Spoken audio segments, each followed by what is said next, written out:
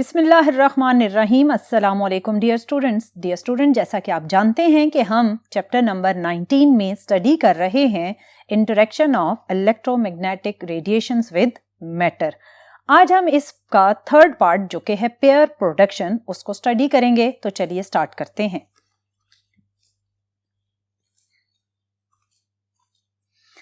Dear student, आज का हमारा मेन टॉपिक है interaction of electromagnetic radiation with matter, और इसका हम फोटो इलेक्ट्रिक इफेक्ट और कॉम्पटन इफेक्ट प्रीवियस लेक्चर्स में स्टडी कर चुके हैं, और इसका आज हमने थर्ड पार्ट जो कि है पेयर प्रोडक्शन उसको स्टडी करना है।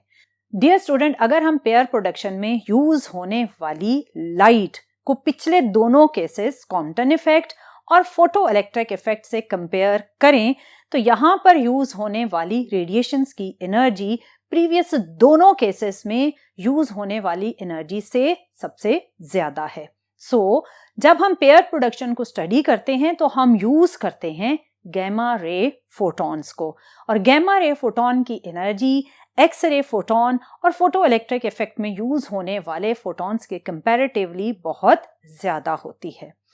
डियर स्टूडेंट, आपने प्रीवियस टॉपिक्स में ये स्टडी किया था कि जब कोई भी रेडिएशन मैटर के साथ इंटरेक्ट करती है तो बेसिकली हम ये स्टडी कर रहे होते हैं कि वो रेडिएशंस उस मैटर में मौजूद एटम्स के साथ किस तरह इंटरेक्ट करती हैं। क्योंकि पेयर प्रोडक्शन में हमने यूज करना है गैमा रे फोटॉन को, तो गैमा रे फोटॉन क्योंकि बहुत ज्यादा एनर्जेटिक फोटॉन होता है, ये जब किसी भी एटम में पेनिट्रेट करता है तो ये सारे इलेक्ट्रॉनिक ऑर्बिट्स को क्रॉस करते हुए न्यूक्लियस तक अप्रोच कर लेता है, और जब ये गैमा रे फोटॉन न्यूक्लियस की स्ट्रॉन्ग फील्ड के साथ इंटरेक्ट करता है तो गैमा रे फोटॉन स्प्लिट हो जाता है दो material particles electron and positron में।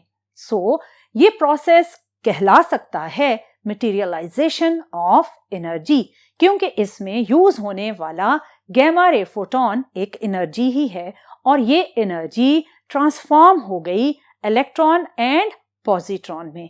डियर स्टूडेंट, इस प्रोसेस जिसे आपने मटेरियलाइजेशन ऑफ एनर्जी कहा, ये एक एविडेंस है आइंस्टाइन की एनर्जी मैस इक्वेशन का, जिसमें energy can be converted into mass को हमने ऑब्जर्व किया। क्योंकि इसमें गैमा रे फोटॉन मैंने आपको बताया दैट इज एन एनर्जी, और इससे बनने वाले इलेक्ट्रॉन और पॉजिट्रॉन वो क्या हैं, वो मटेरियल पार्टिकल्स हैं। Energy can be converted into mass की अगर आपसे कोई एग्जांपल पूछे तो आप कह सकते हैं कि energy can be converted into mass in the process of pair production. Dear student, pair production में यूज होने वाला गैमा रे फोटॉन और न्यूक्लियस और इससे बनने वाले इलेक्ट्रॉन और पॉजिट्रॉन, इस कंप्लीट रिएक्शन पर हम इंप्लीमेंट कर सकते हैं law of conservation of charge, law of conservation of momentum and law of conservation of energy. क्योंकि अगर इनमें से कोई एक भी इस पूरे प्रोसेस में वायलेट हो तो ऑब्वियसली फिर हम उस रिएक्शन को एक रॉन्ग रिएक्शन कंसिडर करते हैं। लेकिन फॉर्चुनेटली इस रिएक्शन पर जब ये तीनों कंजर्वेशन लॉज ऑब्जर्व किए गए तो ये तीनों ही इसमें वैलिड थे। हम वन बाय वन इनको स्टडी करते हैं कि इस पूरे रिएक्शन में क्या ये वैलिड हैं या वायलेटेड हैं। Dear student, law of conservation of charge को स्टडी करने के लिए हम इस रिएक्शन का पहले स्टार्टिंग पोर्शन लेते हैं, जिसमें आप एक गैमा रे फोटॉन और एक एटम को कंसिडर करेंगे। आप जानते हैं कि एटम इलेक्ट्रिकली न्यूट्रल होता है, चार्ज ऑफ एटम इज 0, और फिर यूज हुआ गैमा रे फोटॉन, वो भी एक न्यूट्रल पार्टिकल है, उसका चार्ज भी क्या है, 0। Before interaction charge in the reaction is 0, और जब ये इंटरेक्ट हुए तो बने इलेक्ट्रॉन एंड पॉजिट्रॉन, और इलेक्ट्रॉन और पॉजिट्रॉन में से पॉजिट्रॉन को हम इलेक्ट्रॉन का एंटी पार्टिकल कहते हैं। इसका मतलब ये कि पॉजिट्रॉन के पास एग्जैक्टली इलेक्ट्रॉन के चार्ज के इक्वल एंड ऑपोजिट चार्ज होगा। अगर आप इन दोनों के चार्जेस को भी एड अप करें तो वो बनेगा 0। So total charge before interaction is 0 and total charge after interaction is also 0. So this is the proof of law of conservation of charge. अब हम मूव करते हैं law of conservation of momentum की तरफ कि how momentum is conserved in pair production. और dear student, ये आपके short question के point of view से भी important है क्योंकि अक्सर शॉर्ट क्वेश्चन में पूछा जाता है how momentum is conserved in pair production. इसको भी समझने के लिए हम पहले गैमा रे फोटोन और न्यूक्लियस को ऑब्जर्व करते हैं क्योंकि गैमा रे फोटोन एटम में मौजूद न्यूक्लियस के साथ ही बेसिकली इंटरेक्ट करता है। सो हम मोमेंटम कंजर्वेशन के लिए गैमा रे फोटोन और न्यूक्लियस को ही ऑब्जर्व करते हैं। सो डियर स्टूडेंट, अगर आप गैमा रे फोटोन के मैस और वेलोसिटी को ऑब्जर्व करें तो वेलोसिटी का डायरेक्शन कुछ इस तरफ है और गैमा रे फोटोन को हम कहते हैं कि ये एक मैसलेस पार्टिकल है। सो इसके मैस को हम अप्रोक्सीमेटली 0 या हम ये भी कह सकते हैं कि गैमा रे फोटोन का मैस वेरी वेरी स्मॉल है एज कंपेयर टू न्यूक्लियस, जबकि गैमा रे फोटोन की वेलोसिटी बहुत ही हाई है और मोमेंटम का डायरेक्शन है ये वाला। So momentum of gamma ray photon हुआ m into v in this direction, जबकि जब ये गैमा रे फोटोन न्यूक्लियस के साथ इंटरेक्ट करता है तो इस गैमा रे फोटोन के मोमेंटम को ऑब्वियसली 0 बनाने के लिए, या आप सिंपली ये कह लें कि टोटल इनिशियल मोमेंटम को 0 बनाने के लिए न्यूक्लियस जो कि एक ह्यूज मैस कैरी करता है, जब गैमा रे फोटोन उसके फील्ड में एंटर होता है तो वो न्यूक्लियस एक छोटा सा या बिल्कुल एक स्मॉल अमाउंट में रिकॉइल शो करता है और इस रिकॉइल के प्रोसेस में जो वेलोसिटी आती है, अगर आप उस फ्रैक्शन ऑफ वेलोसिटी को ह्यूज मैस ऑफ न्यूक्लियस के साथ मल्टीप्लाई करें तो ये वैल्यू एग्जैक्टली फोटोन के मोमेंटम के ऑपोजिट एंड इक्वल होगी, क्योंकि गैमा रे फोटोन की वेलोसिटी का डायरेक्शन था ये और न्यूक्लियस के रिकॉइल का डायरेक्शन था ये। इन दोनों डायरेक्शंस के ऑपोजिट और अमाउंट ऑफ मोमेंटम के इक्वल होने की वजह से इस प्रोसेस में भी टोटल मोमेंटम क्या होगा, 0 होगा। और जब ये इंटरेक्ट हो चुके तो आफ्टर इंटरेक्शन जो दो पार्टिकल बने उनमें से एक है इलेक्ट्रॉन और दूसरा है पॉजिट्रॉन, जो कि इक्वल मैसेज के साथ ऑपोजिट डायरेक्शन में ट्रेवल कर रहे हैं। क्योंकि ये एक दूसरे के ऑपोजिट चल रहे हैं, सो इसका मतलब ये हुआ कि इनका मोमेंटम भी एक दूसरे के इक्वल एंड ऑपोजिट है। सो इलेक्ट्रॉन और पॉजिट्रॉन का टोटल मोमेंटम भी क्या हो जाएगा, 0। सो आपने देखा कि किस तरह पेयर प्रोडक्शन में रिकॉइल ऑफ न्यूक्लियस एक इंपॉर्टेंट रोल प्ले करती है to conserve the momentum in pair production. So इसमें आपने ये ऑब्जर्व किया कि चार्ज भी कंजर्व है एंड मोमेंटम भी कंजर्व है। अब देखते हैं law of conservation of energy को। डियर स्टूडेंट, मैंने आपको स्टार्ट में बताया कि अगर आपने पेयर प्रोडक्शन को ऑब्जर्व करना है तो इस ऑब्जर्वेशन के लिए हमें चाहिए एक high energetic gamma ray photon. अब इस गैमा रे फोटोन के पास कितनी एनर्जी होनी चाहिए? Dear student, gamma ray photon के पास इतनी एनर्जी जरूर हो कि वो इलेक्ट्रॉन और पॉजिट्रॉन के रेस्ट मैस सिचुएशन या इलेक्ट्रॉन और पॉजिट्रॉन की रेस्ट मैस एनर्जीज को पहले ओवरकम करे। जैसे ही वो उनकी रेस्ट मैस एनर्जीज को ओवरकम करेगा तो रिमेनिंग गैमा रे फोटोन की एनर्जी यूज करेंगे इलेक्ट्रॉन और पॉजिट्रॉन एज काइनेटिक एनर्जी। मैं इस पॉइंट को रिपीट कर देती हूं कि गैमा रे फोटोन के पास इतनी एनर्जी जरूर होनी चाहिए कि वो इलेक्ट्रॉन और पॉजिट्रॉन की रेस्ट मैस एनर्जीज को भी प्रोवाइड करे और रेस्ट मैस वाली सिचुएशन को जब गैमा रे फोटोन की एनर्जी ओवरकम कर ले तो फिर वो इलेक्ट्रॉन पॉजिट्रॉन को इतनी काइनेटिक एनर्जी भी दे कि वो एक दूसरे के ऑपोजिट मूव कर सके। सो इस सारी सिचुएशन के अकॉर्डिंग अगर आप इक्वेशन ऑफ एनर्जी लिखें तो वो कुछ इस तरह से होगी।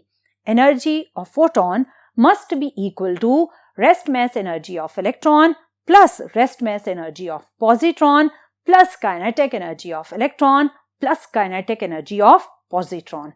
ये 4 एनर्जीज अगर गैमा रे फोटोन प्रोवाइड कर सकता है तो फिर आप कंप्लीट पेयर प्रोडक्शन बहुत प्रोमिनेंटली ऑब्जर्व करेंगे। अब इनमें से जो रेस्ट मैस एनर्जीज हैं वो आप कैसे कैलकुलेट करेंगे, उसकी इक्वेशन कुछ इस तरह से बनेगी। Energy of photon obviously HF के इक्वल है, rest mass energy of electron और पॉजिट्रॉन दोनों होंगी m0c² के equal, plus kinetic energy of electron and kinetic energy of positron. m0c² को अगर आप कंबाइन करें तो इक्वेशन समराइज होकर बनेगी HF is equal to 2m0c² plus kinetic energy of electron plus kinetic energy of positron. Dear student, इसमें जो m0c² का फैक्टर है, यहां से आपको ये पता चलेगा कि गैमा रे फोटोन के पास मिनिमम एनर्जी कितनी होनी चाहिए। मिनिमम एनर्जी से मुराद है कि गैमा रे फोटोन के पास कौन सी ऐसी एनर्जी हो कि वो इलेक्ट्रॉन और पॉजिट्रॉन की रेस्ट मैस सिचुएशन को ओवरकम करे। इसके लिए हम m0c² को सॉल्व करते हैं। m0c² को सॉल्व करने के लिए m0 की वैल्यू होगी mass of electron जो कि है 9.1 10 to power -31 और c की वैल्यू है 3 into 10 to power 8 मीटर पर सेकेंड। आप 2 से इसको मल्टीप्लाई भी करते हैं क्योंकि हम कैलकुलेट करेंगे 2m0c² की वैल्यू को। जब आप इन सारे फैक्टर्स को मल्टीप्लाई करेंगे तो आपके पास इनिशियली जो आंसर आएगा वो जाउल में आएगा और वो आंसर होगा ये। इसको अब हम कन्वर्ट कर लेते हैं इलेक्ट्रॉन वोल्ट में और हम जानते हैं कि 1 electron volt equal to 1.6 10 to power -19 joule. इसके अकॉर्डिंग आप इस फैक्टर को डिवाइड करेंगे 1.6 10 to power -19 से, तो आपके पास आंसर आ जाएगा 1.02 into 10 to power 6 electron volt. 10 to power 6 होता है मेगा, सो ये बनेगा 1.02 मेगा इलेक्ट्रॉन वोल्ट। इसका मतलब ये हुआ कि गैमा रे फोटोन के पास जो मिनिमम रिक्वायरमेंट है वो है 1.02 मेगा इलेक्ट्रॉन वोल्ट की। लेकिन इस एनर्जी वाला अगर हम गैमा रे फोटोन यूज करेंगे तो वो सिर्फ इलेक्ट्रॉन और पॉजिट्रॉन की रेस्ट मैस एनर्जीज को ओवरकम करेगा, उनकी काइनेटिक एनर्जी की वैल्यू स्टिल 0 रहेंगी। So for complete observation of pair production gamma ray photon must have energy greater than 1.02 mega electron volt ताकि gamma ray photon rest mass energies भी दे सके और electron positron को kinetic energy भी दे सके। So dear student, आपने observe किया कि किस तरह गैमा रे फोटोन की टोटल इनिशियल एनर्जी 4 पोर्शंस में स्प्लिट होकर फाइनल टोटल एनर्जी को इक्वेट करवा देती है total initial energy of photon के। सो यहां से हमने ये कंक्लूड किया कि for pair production energy of photon must be greater than 1.02 mega electron volt. और डियर स्टूडेंट, इस एक्सपेरिमेंट में या इस ऑब्जर्वेशन में एक इंपॉर्टेंट कंक्लूजन हमारे सामने जो आई थी वो ये थी कि हर पार्टिकल का एक एंटी पार्टिकल भी एग्जिस्ट करता है। इस एक्सपेरिमेंट के बाद प्रोटॉन का एंटी प्रोटॉन भी डिस्कवर हुआ कॉस्मिक रेडिएशंस के अंदर और डिफरेंट पार्टिकल्स और उनके एंटी पार्टिकल्स की ऑब्जर्वेशंस भी सामने आई जो आपके इस टॉपिक के लास्ट पैराग्राफ में लिखी हुई हैं। डियर स्टूडेंट, इस पूरे प्रोसेस को जैसे आप पेयर प्रोडक्शन कह रहे हैं, अगर अब इस सारे प्रोसेस को आप समराइज करें तो pair production is the process in which gamma ray photon is converted into the pair of electron and positron.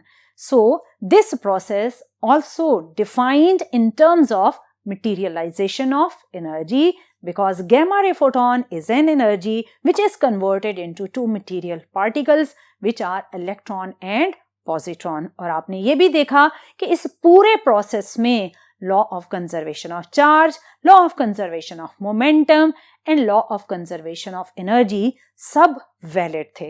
सो ये एक वेल प्रूव्ड ऑब्जर्वेशन थी जिसमें हमारे सामने एक बहुत इंपॉर्टेंट एंटी पार्टिकल की डिस्कवरी सामने आई.